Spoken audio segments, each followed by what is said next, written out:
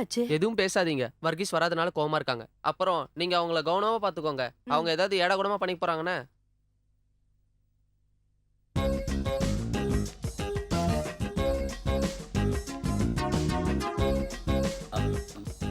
Mummy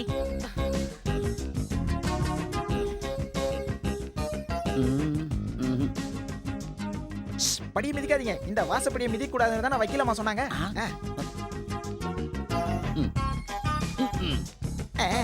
கலக்கிட்டீங்கண்ணே. அம்மா நீ சொன்ன மாதிரியே படிக்கட்ட மிதிக்காம நான் உள்ள வந்துட்டேம்மா. இனி உங்க பேச்ச நான் மீறவே மாட்டேன். அம்மா என் செல்ல விடுறா. உன்னை நான் பார்க்கவே விரும்பல. என் முன்னால நிக்காத, போயிடு. என் முன்னாடி நிக்காத, போயிடுடா. போடா எருமை, போயிடுடா, போயிடு. நீ என்னை விட்டு போயிட்டேன்னா நான் உயிரோடயே இருக்க மாட்டேன்டா. அம்மா என்னம்மா சொல்றீங்க? நான் உங்களை விட்டுட்டு போயிடுவேனா? ஐயா, இந்த அழுகிற சீனை பார்த்து நீங்களே கத்துக்கிட்டீங்களா? அண்ணே, நம்ம ஊர் ஹைகோர்ட் ஜட்ஜ்மென்ட் நடுங்க வச்ச வக்கீலம்மா இப்படி அழறாங்க. கொஞ்சம் சிரிங்க, சிரிங்க. அட போடா. அம்மா நான் அங்கேருந்து வரதுக்கு ஏன் லேட் ஆச்சுன்னு தெரியுமா? அப்பாவை யாரோ கொலை பண்ண முயற்சி பண்ணாங்க. ஆமா, கடவுள் அருளால அவர் தப்பிச்சிட்டாரு. மறுபடியும் அவங்க வரலாம். நீங்க கோச்சிட்டு வந்ததுனால நான் இங்க வந்துட்டேன். இனி அப்பாவுக்கு ஏதாவது ஆச்சு அதுக்கு பொறுப்பு நீங்க தான். ஏய் வாடா, பெட்டி எடுத்து உள்ள வை. இதோ வந்துட்டேன். வர்கீஸ், வர்கீஸ் நில்லு.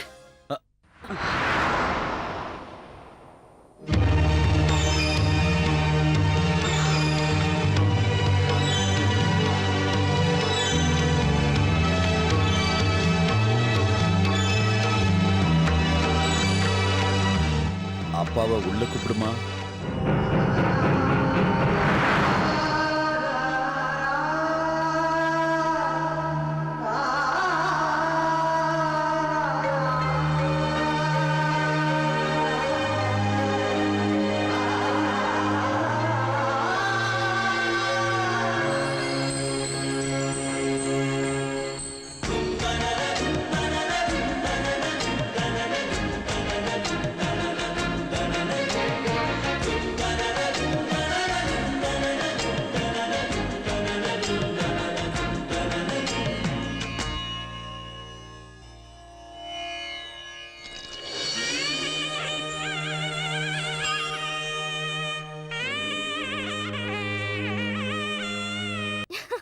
நல்ல வேளை அவளை பொண்ணு பார்க்க போன விஷயம் மிலிட்டரியில இருக்க அவ புருஷனுக்கு தெரியாம போச்சு. இல்லனா மான நஷ்ட வழக்கு போட்டிருப்பாங்க. எல்லாத்துக்கும் இவன் தான் காரணம். போன வருஷம் வரைக்கும் அந்த பொண்ணு பேச்சுலரா தானே இருந்தது. இந்த வருஷம் அதுக்கு குழந்தை பிறந்திருக்கும்னு எனக்கு எப்படின்னா தெரியும்? அந்த பொண்ணுக்கு அதிர்ஷ்டம் அவ்வளவுதான். சரி, அடுத்தது பாப்போம். ஐயா, மதுரையில ஒரு பொண்ணு இருக்கா. நேத்து வரைக்கும் அவளுக்கு கல்யாணம் ஆகல, எனக்கு உறுதியா தெரியும். அதனால குழந்தை பிறக்கிறதுக்கும் வாய்ப்பு இல்ல. ரொம்ப சூப்பரான ஃபேமிலி. அதனால கல்யாணத்தை சீக்கிரமா நடத்திறது நல்லது. இல்லனா 2 மாசத்துல அந்த பொண்ணுக்கு குழந்தை எழுத பிறந்துற போகுது. ஏய், என் கையால தான் நீ சாகணும்னு ஏதாவது வேண்டுதல் இருக்கா? இதுக்கு தான் இவருக்கு பொண்ணு பார்க்க கூட்டி போறது. இந்த வயசுல கல்யாணம் பண்ணிட்டு கஷ்டப்படணுங்கிறது உங்க விருப்பமா? இது வரைக்கும் உங்களுக்கு நான் எந்த கெட்ட பேரும் வாங்கி தந்தது இல்ல. எனக்கு ஒரு பொண்ணு வேணாம், மண்ணு வேணாம். ஏய், ஒண்ணு அப்படி விடுறதுக்கு நாங்க தயாரா இல்ல. நீ முதல்ல இங்க வந்து உட்காரு, நான் சொல்றேன். உட்காரு. அடுத்த வாரம் ஞானஸ்நானம் பண்ணி முடிச்சதும் திருவிழா முடிஞ்சதுக்கு அப்புறம் உன்னுடைய கல்யாணம். பருத்திக்காட்டு ஜான் மேரிய நீ பாத்துருக்கிறீல்ல, அந்த பொண்ணு எப்படி? அந்த பொண்ணு ஹைட்டே இல்ல, கொஞ்சமாவது ஆலிஸ் மாதிரி ஹைட்டா இருக்கணும்ல. வர்கீஸ் அண்ணே, மேரி ஜானோட பொண்ணு சர்மிளா எப்படி? அவ உன்ன மாதிரி கருப்பு தானடா, கருவண்டு. கலர் நம்ம ஆலிஸ் மாதிரி இருந்தா போதும். பக்கத்து வீட்டு செலீனா? ஐயோ, அவளுக்கு எலிவால் மாதிரி தலையில முடி கொஞ்சோடு ஒட்டிக்கிட்டு இருக்குமா. முடின்னா ஆலிஸ் மாதிரி முடி இருக்கணும். அப்படி இருந்தா சம்மதம். அப்படின்னா நீ இந்த ஆலிசியை கல்யாணம் பண்ணிக்க வேண்டியதுதானே? இது சூப்பரே. எனக்கு ஆபீஸ் வரைக்கும் ஒரு சின்ன வேலை இருக்கு. நீ தைரியமா போமா, மத்த விஷயங்கள நாங்க பேசிக்கிறோம். அது சரி, சீனியர் வக்கீல் எதுவுமே பேசாம இருக்கீங்க. உங்களுக்கு அந்த பொண்ணை பிடிக்கலையா? ஆலிஸ் நம்ம வீட்டுக்கு மருமகளா வரத நினைச்சா எனக்கு ரொம்ப சந்தோஷமா தான் இருக்கு. ஆனா அவ புலிக்காட்டு தேவனோட பொண்ணு. அவங்க ஏதாவது... அது ஒண்ணு இல்ல, நம்ம புலிக்காட்டு தேவனும் வக்கீலா மாமும் கொஞ்ச நாளா நல்லா பாசமா இருக்காங்க.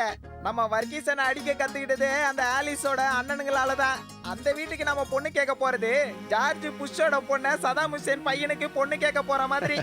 ஒருத்தருக்கு ஒருத்தர் மனம் விட்டு பேசினா எல்லா பிரச்சனையும் தானா தீந்துரும். நாம மனம் விட்டு பேச நடுவுல நான் ஒரு நல்ல காஃபி போட்டு எடுத்துட்டு வந்திருக்கலாம். ஆனா நான் ஹோமியோபதி மருந்து சாப்பிடறதுனால காஃபியை கையால கூட தொடக்கூடாது. ஒருவேளை அவங்க இந்த கல்யாணத்துக்கு சம்மதிக்கலன்னு வச்சுக்க, நீ பயப்படவே வேண்டாம். உனக்காக இந்த அப்பா இன்னொரு தப்ப கூட செய்வான். உங்க அம்மாவை நான் கூட்டிட்டு வந்த மாதிரி அந்த பொண்ணை கூட்டிட்டு வந்து உங்க கல்யாணத்தை நானே நடத்தி வைப்பேன்.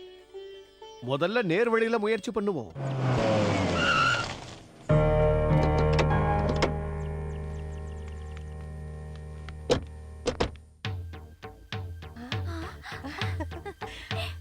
வாங்க வாங்க வாங்க.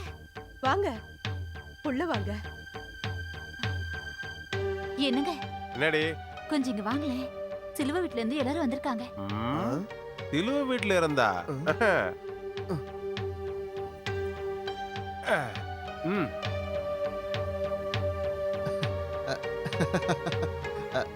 வணக்கம். உண்மையை சொல்லணும்னா இவ வந்து சொல்லும்போது நாங்க நம்பவே இல்ல. இல்ல சிலுவை வீட்டுக்காரங்க இப்படி குடும்ப சங்கீதமா ரொம்ப சந்தோஷமா இருக்கு. வாழ்ராச்சே, நாம தண்ணி அடிச்சிருக்கனால இப்படி எதுவும் தோணலையே. மன்னிக்கணும், நாங்க ஃப்ரீயா இருந்தா மதிய நேரத்துல கொஞ்சம் கட்டிங் போடுவோம். அந்த நேரத்துல யாராவது கெஸ்ட் வந்தா அவங்களுக்கு ஒரு கட்டிங்க கொடுத்து தான் நாங்க வரவேற்போம். அதான மரியாதை. என்ன எல்லாத்துக்கும் ஒரு பெக் ஊத்தட்டுமா? வக்கீலும் வர்க்கீசமும் ஏற்கனவே குடிக்கிற பாத்தீங்க தான். அம்மாவும் பிள்ளையும் தான் டெய்லி வீட்டுல தண்ணி அடிக்கிறாங்களே. என்ன ஆனாலும் இன்னைக்கு நம்ம எல்லாரும் ஒன்னா தண்ணி அடிக்கிறோம். என்னங்க? கொஞ்சம் சும்மா இருங்க. நீங்க பேசிக்கிட்டு இருங்க, நான் போய் டீ போட்டு எடுத்துட்டு வரேன். வாமா. வர்கீஸோட ஞானஸ்தான நிகழ்ச்சிக்கு அழைக்கவும் சில முக்கியமான விஷயங்கள் பேசவும் தான் நாங்க இங்க வந்திருக்கோம். ஆ, தேவன் இல்லையா? அப்பா வெளியில போயிருக்காரு. வக்கீலம்மா நீங்க விஷயத்த சொல்லுங்க. வர்ற ஞாயிற்றுக்கிழமை 11 மணிக்கு ஞான ஸ்நானம் பண்றோம். நீங்க எல்லாரும் குடும்பத்தோட அதுல கலந்துக்கணும். வீட்டுக்கும் வரணும். பாத்தியாடா பால்ராச்சே, மத நல்லிணக்கணும் பூத்து குலுங்கறத பாத்தியா? மகன் கிறிஸ்தவன் ஆகிறதுக்கு அழைப்பு வைக்கிறது ஐயங்காரப்பா. இந்த உலகத்துல இங்க மட்டும் தான் இப்படி நடக்குது. ஜாதி மதம்னு சொல்லி அடிச்சுக்கோங்க. இவங்கள பார்த்தாது கத்துக்கணும். இல்லடா? சர்ச்சு திருவிழா முடிஞ்ச உடனே வர்கீஸோட கல்யாணத்தையும் முடிச்சிடலாமான்னு யோசனை பண்ணிக்கிட்டு இருக்கோம். ஐயோ, ஞானஸ்தானம் பண்ண போற குழந்தைக்கு உடனே கல்யாணம் பண்ணி வைக்கிறீங்களா? கொஞ்சம் வளர்ந்ததுக்கு அப்புறம் பண்ணி வைக்கலாமே. அதானே சரி.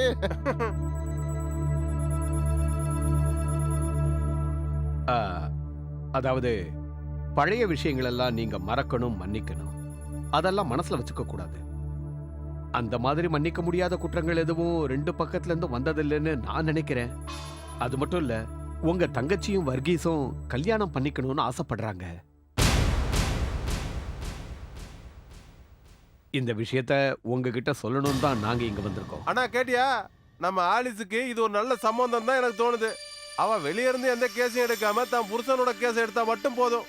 பள்ளி படிப்பு இல்லைனாலும் அடிதடியில பெரிய கில்லாடியான மாப்பிள்ள இவரு. அது மட்டும் இல்ல, ஞானஸ்தானம் போனா கிறிஸ்டினா வேற மாறிடுவாரு. அப்புறம் என்ன குறை?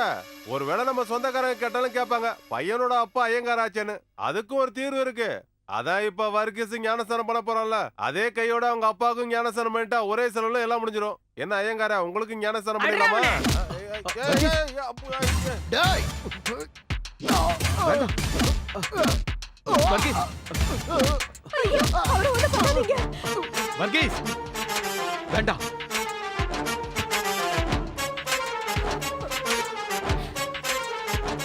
உங்க வீடு தேடி வந்ததுனால நாங்க கேவலமா தெரியுறோமா? நீங்க சொல்றதெல்லாம் நாங்க மண்டி போட்டு கேட்போம்னு நினைச்சீங்களா? என்ன வேணா நீ சீண்டு. எங்க அப்பா அம்மாவை சீண்ட அடிச்சு காலி பண்ணிடுவேன். அதுவும் வீடா இருந்தாலும் சரி, கோட்டா இருந்தாலும் சரி, நான் செய்யணும்னு நினைச்சா செஞ்சிருவேன். ஏன்டா டேய், நீங்க பண்ற அக்கிரமத்தினால உங்க பொண்டாட்டிங்கெல்லாம் வெள்ளை புடவை கட்டணுமா? என் அன்பு சகோதரிகளே, சண்டை கிண்ட போடாம சமாதானம் பேசலாம்னு இங்க வந்தோம். ஆனா உங்க புருஷனுங்க வினைய விலை கொடுத்து வாங்குறானுங்க. அதுக்கு நாங்க என்ன பண்றது? நீங்க எங்களை மன்னிச்சிருங்க, நாங்க வரோம். வாங்கப்பா.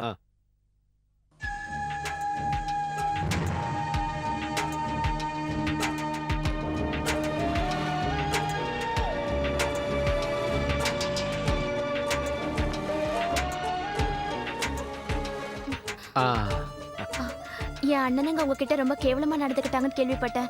அவங்களுக்காக நான் அதெல்லாம் ஒண்ணு வேண்டாம். அவங்களுக்கு இந்த குடும்பத்து மேல இருக்க கோவம் இன்னும் தெரியல. இந்த நிலைமையில நாங்க அங்க வந்திருக்க கூடாது. அவர் சொல்றது சரிதான். இதெல்லாம் நான் ஏற்கனவே எதிர்பார்த்தேன். அதனாலதான் நான் உங்க 2 பேர் கல்யாணத்தை பத்தி பேசாமையே இருந்தேன். மத்தபடி உன்னை பிடிக்காதனால இல்லம்மா. இனிமே உங்க வீட்டாளுங்க சம்மதத்தோட ஒன்ன மருமகளாக்க முடியும்னு எங்களுக்கு நம்பிக்கை இல்ல.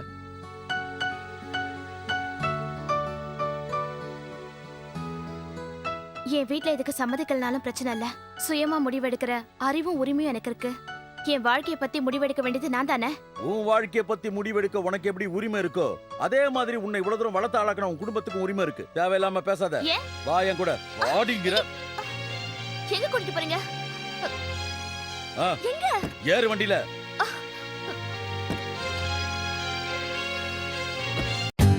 For more updates, like, comment, subscribe to our channel.